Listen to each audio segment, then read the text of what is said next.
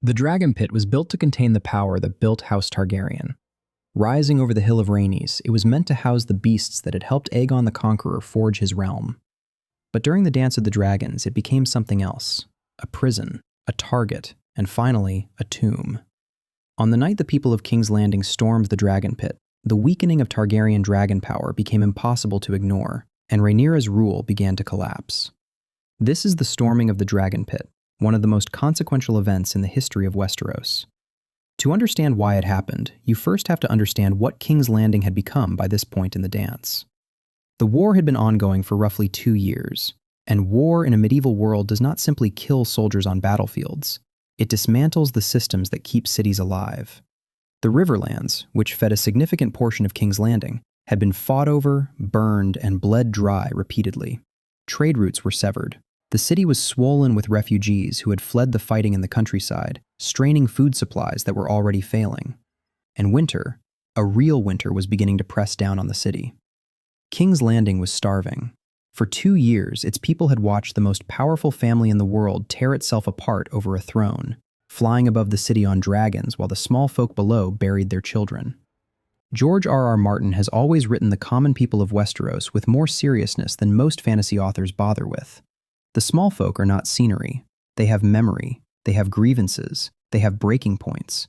And by the time of the storming, the people of King's Landing had accumulated more than enough of all three.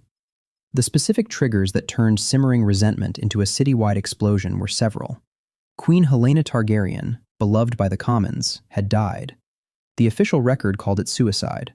She had thrown herself from her tower window, it was said, after months of complete psychological collapse following the murder of her young son Jaehaerys in her own chambers. A mother who had watched her child die in front of her, imprisoned by the faction that had taken the city, grieving and alone until she could not go on. The official account said Helaena took her own life, but many in King's Landing believed she had been murdered. They had watched Rhaenyra's faction take the city, kill a royal child, and imprison a grieving queen, and they were not prepared to accept that her death was anything other than murder. Rhaenyra's people, in their view, had finished what they started. On top of that, Rhaenyra had raised taxes on a city already at its breaking point. And then there was the Shepherd. The Shepherd was a radical street preacher who had been gathering followers in King's Landing for months.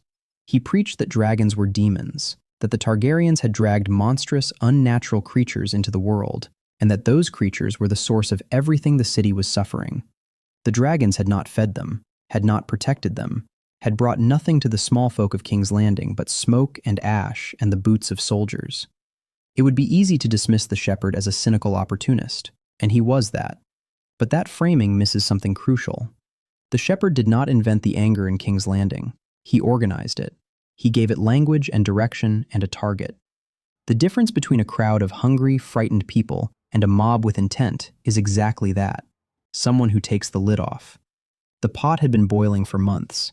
The Shepherd was the moment the lid came off. The Dragonpit stood on the Hill of Rhaenys, a vast, domed structure built to house the Targaryen dragons when they were not being ridden.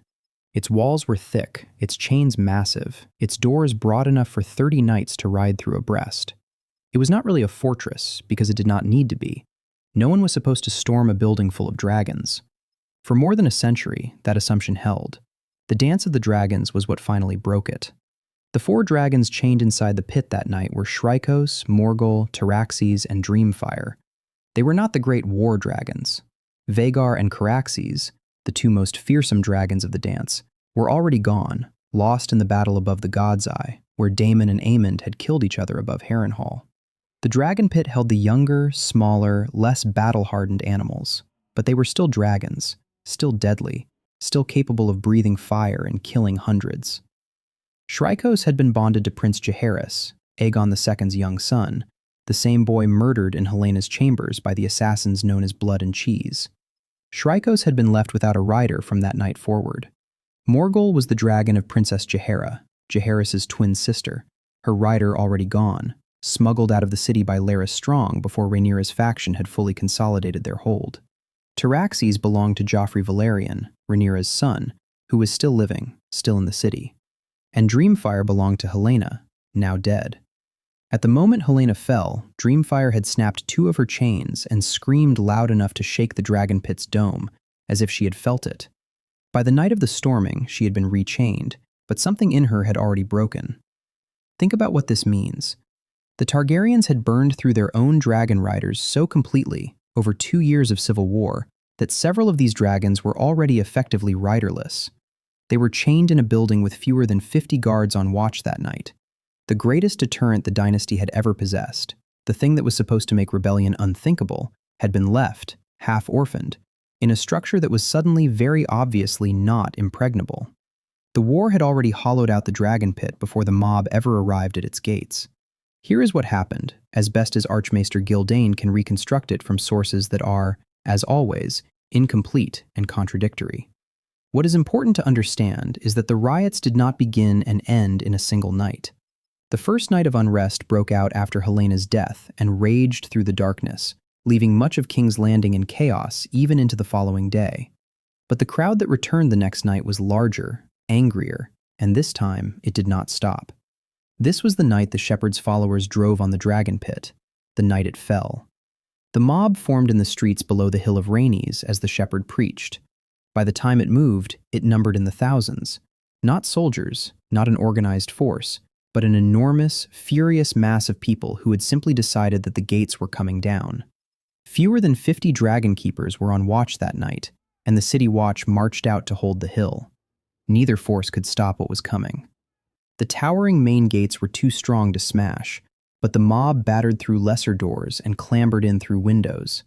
Every dragon keeper was killed, and then the mob went inside. The dragons fought back. Of course they did. They were chained, but they were still dragons, still capable of breathing fire, still possessed of claws and teeth that could tear through a human body without effort. The dragon pit became an inferno. People died in terrible numbers. The air would have been impossible to breathe. The heat would have been catastrophic. But the dragons died too, and the way they died matters. It was not a heroic duel. It was not a dragon slayer with a magic lance. It was attrition. It was numbers. It was the simple, brutal arithmetic of enough people absorbing enough loss and continuing to move forward because there were more of them than the dragons could kill before someone got close enough. Shrykos was brought down by a man called Hob the Hewer, who drove an axe into the dragon's skull, blow after blow, until it was done. Morghul was killed by the Burning Knight, a man who walked into Dragonfyre, caught a light, and kept moving, burning alive, until he could drive a spear into the dragon's eye. He died doing it, but Morghul died too. Tyraxes, Joffrey's dragon, the dragon whose rider was at that moment trying desperately to reach the pit, was brought down in the chaos when his chains fouled and entangled him, and was then finished by the attackers. And then there was Dreamfyre. Dreamfyre was older than the others and larger. In the chaos, she burst her remaining bonds. Maddened by the noise and violence and fire around her, she flew upward into the dragon pit's great dome. The impact cracked it. Half the dome collapsed, crushing Dreamfyre and the people around her under an avalanche of stone. The mob stormed the dragon pit, in some sense, for Helena, and in doing so, they killed her dragon. The most terrifying weapon in the world has a limit. The limit is enough people who have decided that dying in Dragonfyre is preferable to whatever they are already living through. Now we need to talk about Syrax. Syrax was not in the dragon pit. She was kept at the Red Keep, close to Rhaenyra, and as the attack on the Hill of Rhaenys unfolded, it was not Rhaenyra who acted first. It was her son, Joffrey Valerian. Joffrey's own dragon, Tyraxes, was already dying inside the pit, and he could do nothing. So he did the only thing he could think of. He went to the stables. He freed Syrax from her chains, and he tried to ride her to the dragon pit. Rhaenyra had explicitly forbidden him from riding out. When she realized he had slipped away anyway, she immediately sent knights after him to bring him back. They were too late.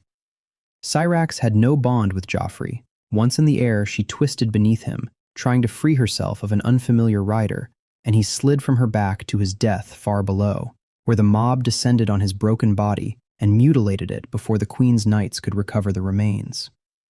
And then Syrax, riderless, drawn by the blood and fire and noise rising from the Hill of Rhaenys, descended on the survivors, spilling out of the ruins below. She killed people with tooth and claw, not fire, but raw physical violence, driving into the crowd again and again, before she was finally brought down outside the Dragonpit, on the ground, among the rioters. Archmaester Gildane acknowledges multiple contradictory accounts of exactly how she died and cannot resolve them. What is certain is that she died there. Rhaenyra watched her son fall from the sky. She watched her dragon die in the streets below. The tragedy here is not recklessness, it is love, and the catastrophic gap between intention and outcome that the dance keeps tearing open. Joffrey had already lost Tyraxes. He couldn't stop that.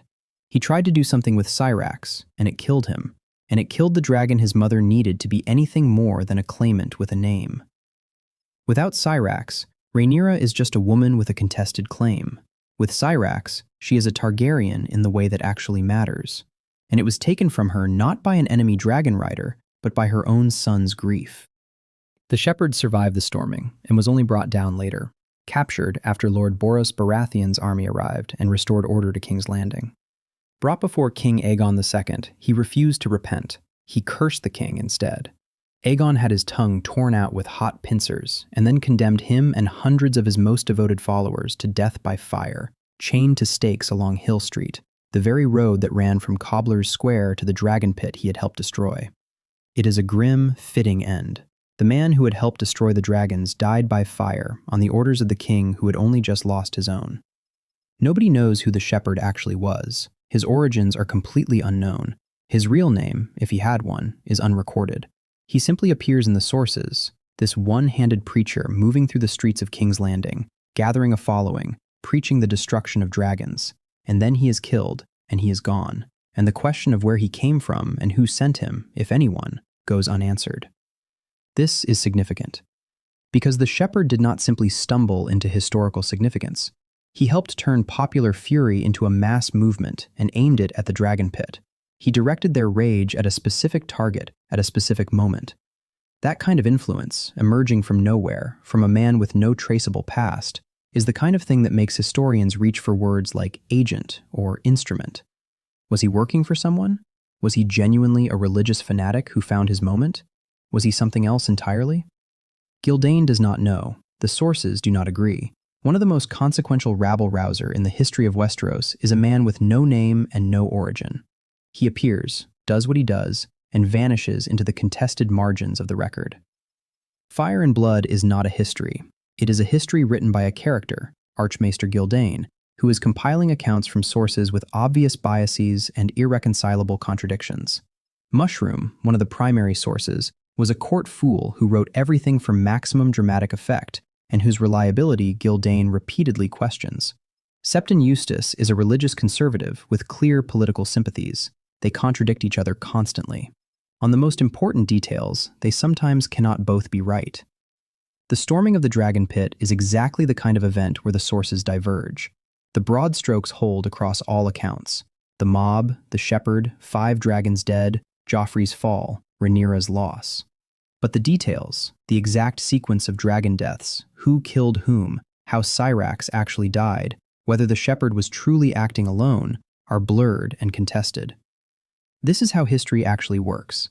Major events get recorded by people who were frightened, biased, grieving, or absent.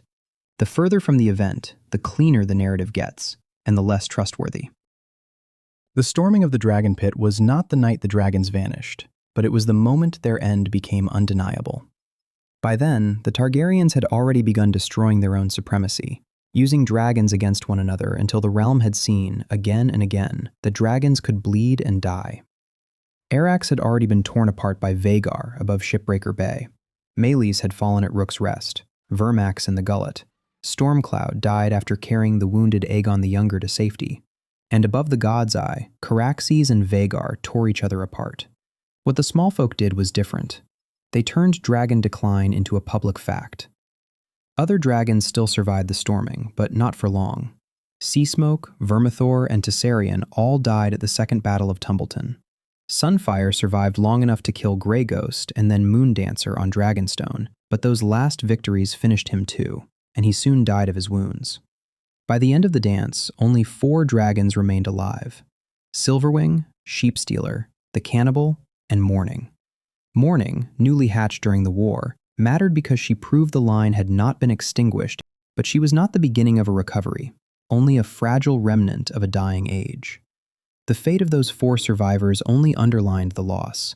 Sheepstealer and cannibal vanished into legend, and Silverwing survived the war but no longer played any central role in the struggle, departing the desolation of Tumbleton and, at last report, making her lair on an isle in Red Lake, before she too was gone. Mourning survived into the reign of Aegon III, but under him the last dragons dwindled into weak, stunted creatures, until even the final one was so small its skull could fit inside a tannish red apple. So the end came in stages. First, the Targaryens shattered the myth of dragon invincibility in civil war. Then the smallfolk made that collapse visible to the whole realm at the Dragonpit. Then Tumbleton showed the dragons destroying one another in their last great battle. And finally, the last survivors faded away under Aegon III until the Age of Dragons was over. For Rhaenyra, the collapse of dragon power became a personal and political collapse almost at once. In the aftermath of the storming, she lost Joffrey, lost Syrax, and lost King's Landing itself. By the time she fled the capital with Aegon the Younger and a handful of followers, much of the strength behind her claim had already been broken as well. She returned to Dragonstone expecting refuge, only to find that the island had already turned, and that Aegon II was waiting for her there. Before her son's eyes, Sunfire devoured her. But the larger damage went beyond Rhaenyra. Had the dragon pit not fallen, the end of the dragons may not have come in quite the same way. Rhaenyra may have survived longer, Syrax and the pit dragons may have lived, and the Targaryens may have emerged from the war bloodied but still in possession of enough dragon power to resist the long decline that followed. From that point on, House Targaryen still possessed the throne, the name, and the memory of conquest, but the living power that had made those things decisive was broken. A century and a half later, when Robert Baratheon killed Rhaegar Targaryen at the Trident and claimed the Iron Throne, he faced a dynasty with silver hair, ancient claims, and immense history, but no dragons. In that sense, the line from the Dragon Pit to Robert's rebellion is not merely symbolic.